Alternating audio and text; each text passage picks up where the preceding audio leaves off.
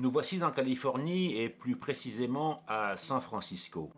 Cette ville compte environ 800 000 habitants dans ses limites administratives et plus de 7 millions avec la périphérie. C'est quand même la quatrième métropole des États-Unis. Quand on vient à San Francisco en touriste, il y a 4 incontournables à voir.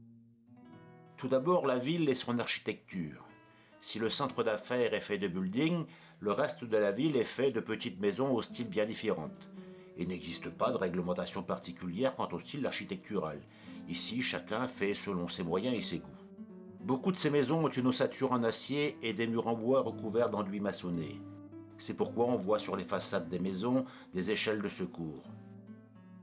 La devise des États-Unis, c'est « En Dieu nous croyons ».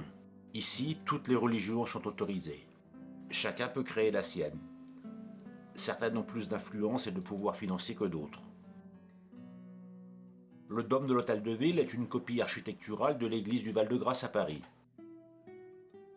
Le second incontournable, c'est le cable car, ou tramway tiré par un câble. Ce moyen de transport est né à San Francisco en 1873. Il avait été créé pour desservir certaines rues particulièrement pentues de la ville. Aujourd'hui, il est principalement fréquenté par les touristes. Je n'ai pas eu le temps nécessaire de voyager entre deux stations pour faire quelques prises de vue. C'est l'un de mes regrets dans ce voyage. Les cable cars sont souvent délaissés par les franciscains qui préfèrent utiliser d'autres moyens de transport plus rapides, comme le tram ou la voiture. Nous appareillons pour quelques heures pour une balade dans la baie de San Francisco. Sous nos yeux, l'architecture de la ville se dévoile sous un autre angle. La troisième visite incontournable, c'est l'île d'Alcatraz et sa prison. Cette île hébergea une forteresse militaire pendant plusieurs décennies, puis une prison militaire et une prison fédérale de haute sécurité. En 1934, le gouvernement fédéral décida de faire de la prison un établissement modèle. L'île accueillit des prisonniers célèbres comme Al Capone. Elle était aussi malheureusement le lieu de vie des gardiens et de leurs familles. Beaucoup des 1576 prisonniers qui passèrent par Alcatraz étaient détenus non pas pour leurs crimes, mais parce qu'ils refusaient de se conformer aux règles dans les autres prisons fédérales. Dans cette baie se sont déroulées les régates de la Coupe América en 2013. Nous croisons sur tribord le voilier Oracle, vainqueur de cette coupe.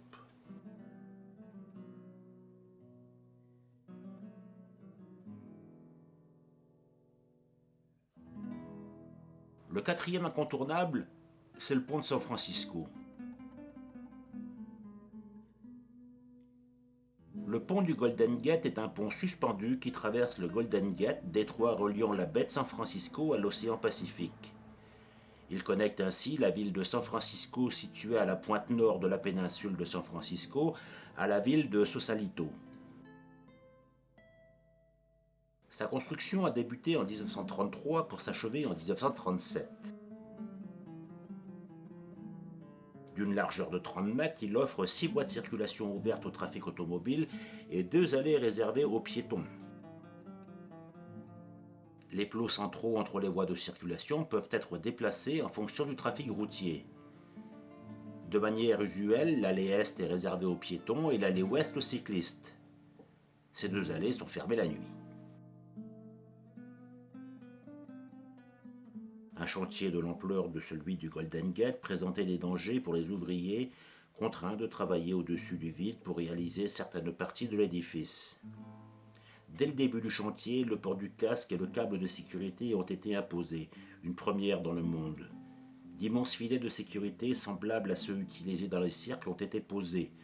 Ils ont sauvé la vie de 19 personnes.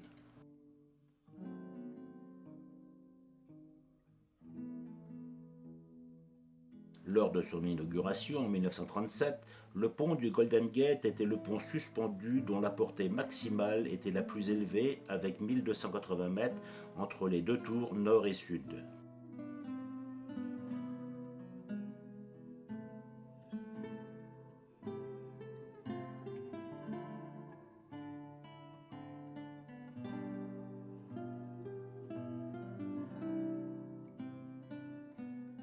Le Le pont du Golden Gate a été jusqu'en 1964 le pont suspendu le plus long du monde.